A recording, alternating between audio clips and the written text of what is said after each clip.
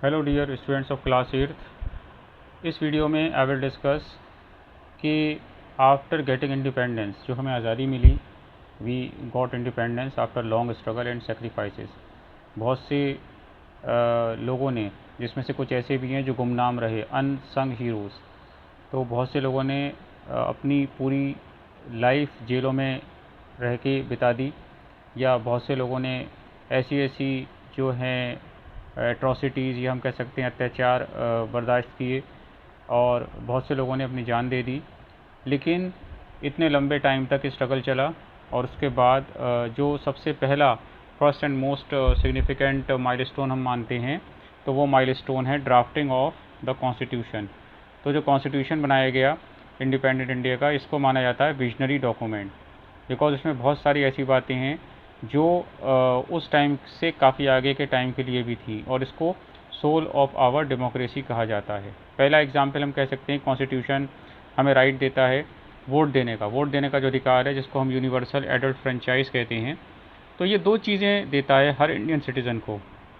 पहला बराबरी, इक्वालिटी, और दूसरा इंक्लूजन, यानी कि हमने उस सिटीज़न को बराबर माना है, चाहे अमीर हो या गरीब हो, वोट देने में सब बराबर हैं, एंड वो लाइन में लगेंगे एंड तभी वोट देंगे। दूसरा इंक्लूजन, यानी कि हर सिटीज़न उस प्रोसेस में शामिल है जो सरकार बनाता है, that is including every citizen. तो making an important part in this process of government formation. Now अब आप देख सकते हैं कॉन्स्टिट्यूशन का मीनिंग क्या होता है, bridge between past and present. क्यों? क्योंकि हमने पार्लियामेंट्री सिस्टम या पार्लियामेंट्री डेमोक्रेसी ब्रिटेन से ही अडॉप्ट की है, वहाँ से ली है जो वहाँ पर सिस्टम था, और कुछ दूसरे कंट्रीज से और भी चीज़ें, जैसे इमरजेंसी का जो प्रोविज़न है वो जर्मनी के कॉन्स्टिट्यूशन से, इसको वाइमर या वीमर कॉन्स्टिट्यूशन कहा जाता है। इसके बाद इंडिया के जो एंशियंट टाइम्स में ट्रेडिशंस थे, डेमोक्रेटिक ट्रेडिशंस थे, जैसे 16 या 16 महाजनपद थे पहले इंडिया में, काफ़ी टाइम पहले एंशियंट इंडिया में, जो एंशियंट रिपब्लिक्स थे। और पंचायत आज भी गाँवों में होती है, विलेज पंचायत, जहाँ पर लोग एक साथ बैठकर एक डिसीजन लेते हैं, कलेक्टिव डिसीजन, यानी कि सब लोग अपने अपना ओपिनियन देते हैं एंड फाइनली कलेक्टिव डिसीजन लिया जाता है। नाउ कॉन्स्टिट्यूशन जो था, इसको हम मानते हैं crafted by blending global ideas with Indian wisdom, यानी कि दुनिया के अलग अलग कॉन्स्टिट्यूशंस या आइडियाज़ से बनाया गया, साथ ही साथ इंडियन विजडम, जो एंशियंट इंडियन हिस्ट्री के हिसाब से, जैसा आप देख सकते हैं, एंशियंट डेमोक्रेटिक ट्रेडिशंस वो भी इंक्लूड किए गए, कि पुराने टाइम में बहुत सारे ऐसे डेमोक्रेटिक वैल्यूज़ हम देखते हैं कहीं कहीं, लाइक द महाजनपदास। तो फर्स्ट पार्लियामेंट बनी 1952 में, और इससे फ़ायदा होता है कि power sharing between the centre and the states, यानी कि सेंटर और स्टेट के बीच में जो पावर है वह इक्वली डिवाइड हो। जैसे सेंट्रल गवर्नमेंट मतलब Delhi government, and state government मतलब फॉर एग्जांपल यूपी गवर्नमेंट, जो स्टेट गवर्नमेंट कही जाती है। अच्छा, पार्लियामेंट के अंदर लॉज बनते हैं, जैसे बिल्स एट्सेट्रा, ये सब चीज़ें, कानून बनाने का काम, इसलिए हम इसे लेजिस्लेटिव कहते हैं। और जो कानून होते हैं, जो भी बनाए जाते हैं, बिल्स बनाई जाती हैं, उनको लागू या इम्प्लीमेंट करने का काम prime minister, council of ministers, ये सब मिलकर along with officers like IAS IPS officer करते हैं। तो देखिए यहाँ पर पार्लियामेंट में बिल्स और लॉज के साथ साथ हम ये कह सकते हैं कि लोकसभा जो है पार्लियामेंट का एक part, it is house of people. और गवर्नमेंट के बारे में कहा जा सकता है of the people, by the people and for the people. Now 1952 से लेकर, जो आप देख रहे हैं, 1952 से लेकर अब तक 17 जनरल इलेक्शंस हो चुके हैं, और जून 2024, यानी कि 2 साल पहले जो लोकसभा बनी आफ्टर इलेक्शंस, इसको 18th लोकसभा कहा जाता है। अब आपकी बुक में, चाहे वो एनसीईआरटी हो या कोई और बुक हो, उसमें आपको एक पिक्चर या इमेज दिखाई देती है, and it is called the Sengol. ये गोल्डन सिंबल होता है, और इसको बनाने वाले, उनका नाम था वोमिडी एथिराजू, और पहले म्यूज़ियम में रखी हुई थी। 2023 में इसको पार्लियामेंट बिल्डिंग, जो न्यू पार्लियामेंट बिल्डिंग है, वहाँ लाके रखा गया। तो ये चोला किंग का एक सीक्रेट सिंबल है। चोला एम्पायर जो साउथ इंडिया में था, उसको माना जाता है बहुत पावरफुल एम्पायर। आपने कहीं ना कहीं सुना होगा नाम, राजा राजा चोल, और इनकी आर्मी, इनकी नेवी बहुत स्ट्रॉन्ग मानी जाती थी। तो चोला किंग्स का ये सेक्रेड सिंबल था, यानी कि जब कोई राजा सिंहासन छोड़ता था और उसी का कोई और नया राजा बनता था तो ये सेंगोल उसको दिया जाता था। It was considered as the symbol transfer of power, कि नाउ ये शक्ति अब तुम्हें दे रहा हूँ राज संभालने की, और तुम्हें ये जो राज करना है, principles of just and fair rule, कि बिल्कुल ईमानदारी से, जस्ट एंड फेयर यानी कि कोई भेदभाव नहीं, और जो भी फैसला लोगे वो किसी पार्शलिटी से इन्फ्लुएंस नहीं होना चाहिए, यानी कि सबके साथ न्याय करोगे और कोई भेदभाव नहीं करोगे। ये चोला एम्पायर का बेसिक रूल था। तो ये 14 अगस्त 1947 एट अराउंड 11:45 PM जो वाइसराय थे लॉर्ड माउंटबेटन, इंडिया को जब आज़ादी मिलने वाली थी, तो एट दैट टाइम ही handed over the Sengol to Pandit Nehru. तो ये ट्रांसफ़र ऑफ पावर, इसकी सिंबल हुआ कि transfer of power from British rule to the Indian government. अब पार्लियामेंट में बहुत सारे काम होते हैं, जिसमें पहला है क्वेश्चन आवर। आपकी जानकारी के लिए आपको याद रखना होगा, पहले दूरदर्शन चैनल आता था टीवी पे, पहले बस एक चैनल होता था। 1989 में पहली बार इसको लाइव दिखाया गया ताकि पब्लिक देख सके कि क्वेश्चन आवर क्या होता है। तो देखिए, ध्यान रखिएगा, पहला जो घंटा होता है, the first hour of every parliament sitting, जब पार्लियामेंट चल रही होती है तो पहला जो आवर होता है, पहला घंटा, वो क्वेश्चन आवर कहलाता है, जिसमें जो मेंबर ऑफ पार्लियामेंट से MPs होते हैं वो मिनिस्टर्स, जैसे किसी को एजुकेशन के बारे में पूछना है तो वो ऑफ कोर्स एजुकेशन मिनिस्टर या HRD मिनिस्टर से सवाल पूछेगा वो MP, या किसी MP को अगर बजट या फाइनेंस के बारे में पूछना है तो फाइनेंस मिनिस्टर, इसी तरह से एग्रीकल्चर मिनिस्टर से कुछ पूछना है।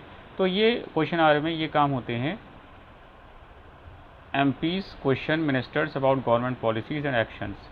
अच्छा, हमारे यहाँ जैसा आपको पिछले वीडियो में मैंने बताया था, बाई कैमरल लेजिस्लेचर है, और इसमें 2 पार्ट्स हैं, लोकसभा, राज्यसभा।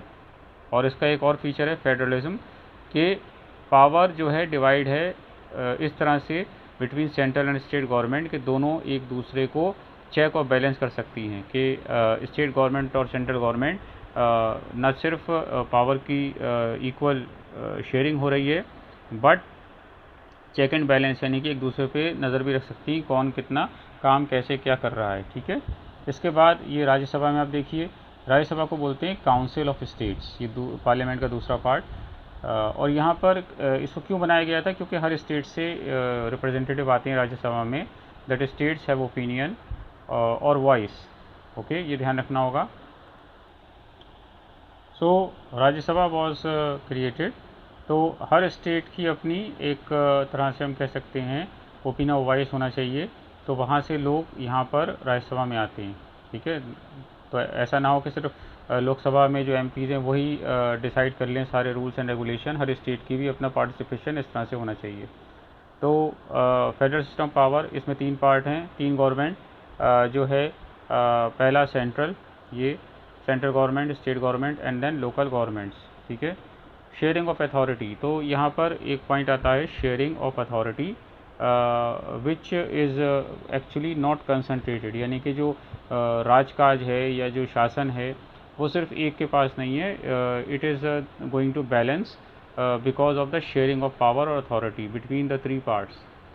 अच्छा, it is going to ensure harmony between national unity and regional diversity.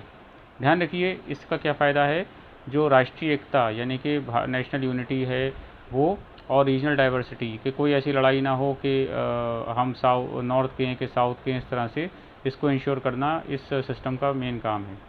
और जो डेमोक्रेसी है, that is it is going to be strong as well as inclusive democracy, मजबूत और सबको साथ लेकर चलने वाली डेमोक्रेसी। इसके बाद व्हाट इज़ सिविक नॉलेज, जब पब्लिक टीवी पर ये प्रोसीजर देखती है कि किस तरह से पार्लियामेंट में डिबेट हो रही है या बजट बनाया जा रहा है जो हर साल बनता है, और इसी तरह से जो एग्जीक्यूटिव का काम, उसकी देखरेख पार्लियामेंट किस तरह से कर रही है कि कौन कैसा काम कर रहा है, तो इससे सिटीजन्स के माइंड में एक तरह का एक आइडिया डेवलप होता है या कंसेप्ट कि यस, हमारा भी रोल है इन लॉ मेकिंग इनडायरेक्टली।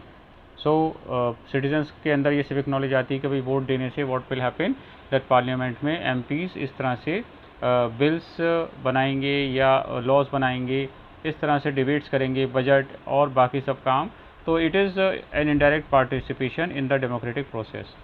तो लोकसभा में जो है वो प्रिजाइडिंग ऑफिसर, यानी कि प्रिजाइडिंग ऑफिसर का मतलब होता है जो सारे काम होते हैं लोकसभा के उसकी परमिशन देना, वो काम या प्रोसीडिंग्स कैसी होंगी, वो काम किस तरह से होगा। तो जो चेयरमैन होता है या अध्यक्ष, एक तरह से हम मान सकते हैं प्रिजाइडिंग ऑफिसर, हिंदी में इसको पीठासीन अधिकारी कहते हैं। तो अभी लोकसभा के स्पीकर जो हैं ओम बिरला, एक तरह से आप मॉनिटर मान सकते हैं। स्पीकर मीन्स जो पार्लियामेंट यानी कि लोकसभा के अंदर लॉ एंड ऑर्डर या हम कह सकते हैं ऑर्डर मेंटेन करते हुए प्रोसीडिंग्स को करवाएं। तो इनका काम होता है सेशंस जो होते हैं, सेशंस पार्लियामेंट के अभी आप आगे पढ़ेंगे क्या मतलब होता है। तो कंडक्टिंग द सेशंस, कौन बोलेगा, किसका टर्न है, और maintains discipline about rules and procedures, ये सारा काम जस्ट लाइक अ मॉनिटर हम कह सकते हैं, ये लोकसभा स्पीकर का होता है। फिर राज्यसभा, वहाँ के जो चेयरपर्सन हैं वाइस प्रेसिडेंट ऑफ इंडिया, उनको चेयरपर्सन राज्यसभा का माना जाता है। इसके बाद ये आप देखिए लोकसभा और राज्यसभा, तो इसके काम होते हैं legislative and executive function. Union executive में कौन कौन आते हैं, जो हम कह सकते हैं एग्जीक्यूटिव पार्ट में president, vice president, prime minister and council of ministers. And sessions, यानी कि कब कब ये पार्लियामेंट सेशन चलता है। तो बजट सेशन होता है फरवरी टू मई, मानसून जुलाई टू सितंबर, विंटर नवंबर टू दिसंबर। इसी तरह से जो सिटिंग्स होती हैं, यानी कि पूरे दिन parliament on an average minimum कितने दिन चलेगी, 6 आवर्स पर डे चलना ही होता है इसको, ठीक है। लोगों को डिस्कशन करना है और बातें। इसके बाद जो भी फंक्शंस होते हैं पार्लियामेंट्री फंक्शंस, कॉन्स्टिट्यूशन से रिलेटेड कॉन्स्टिट्यूशनल जो भी हम कह सकते हैं, लॉ मेकिंग, एग्जीक्यूटिव अकाउंटेबिलिटी कि प्राइम मिनिस्टर या मिनिस्टर्स किस तरह से काम कर रहे हैं, फाइनेंशियल अकाउंटेबिलिटी, बजट और बाकी सब चीज़ें। तो ये आप इस चीज़ में सब आप डिटेल आगे पढ़ेंगे आने वाले वीडियोज़ में। फिर यहाँ आप देखिए इम्पोर्टेंट पॉइंट, अगस्त 2009 में एक बिल पास हुआ जिसको RTE बोलते हैं, जिसको राइट टू एजुकेशन बोलते हैं। और ये इंटरेस्टिंग इसके बारे में फैक्ट है कि जब हम बोलते हैं राइट टू एजुकेशन, कि सभी को एजुकेशन मिलना चाहिए। सो RT के हिसाब से जो भी बच्चे 6 to 14 ईयर्स की एज के हैं उनको फ्री और कंपलसरी एजुकेशन मिलना चाहिए। और हम देखते हैं बहुत सारे प्राइवेट स्कूल्स में गरीब बच्चों के भी एडमिशन इस एक्ट की वजह से या इस लॉ की वजह से होते हैं। तो अप टू हम मान सकते हैं कि it's a very good example that this bill was passed August 2009. It was considered as a historic day, and it was passed by Lok Sabha and it became an act, या हम कह सकते हैं लॉ। तो आगे आप आने वाले वीडियोज़ में बताऊंगा what is no confidence motion. अगर नो मेजॉरिटी या नंबर किसी पार्टी के नहीं है तो वो क्या होता है, इस सब में नेक्स्ट वीडियोज़ में अपने बताऊंगा सिंप्लीफाई करके। और ये पार्लियामेंट कमेटीज़ क्या होती हैं और budget. So this chapter is not going to be a problem if you watch, like, subscribe and share my videos. Definitely I will get encouragement and I will divide, already I divide every chapter, whether it is of social science or science, into different slots in every class, like 7th, 8th, 9th and 10th science, social science. So I believe in this, that instead of making a very long video, सबसे अच्छा काम होता है chapter को divide करो। There is a very good Chinese saying कि divide the work and each division when you complete it you will gain more and more confidence. तो कोई भी लंबा अगर आंसर है तो उसको भी आप डिवाइड करके इन पार्ट्स ऑफ फ्रैक्शन आप तैयार कीजिए। ज़रूरी नहीं है कि सुपरमैन बन जाए एक ही बार में सब तैयार करें। तो आगे आने वाली वीडियोज़ में मैं इससे रिलेटेड वीडियोज़ और डालूँगा और I will make some of the typical parts more simple and easy to understand. Thank you so much. Don't forget to watch the video, like, share and subscribe my channel. Thank you so much.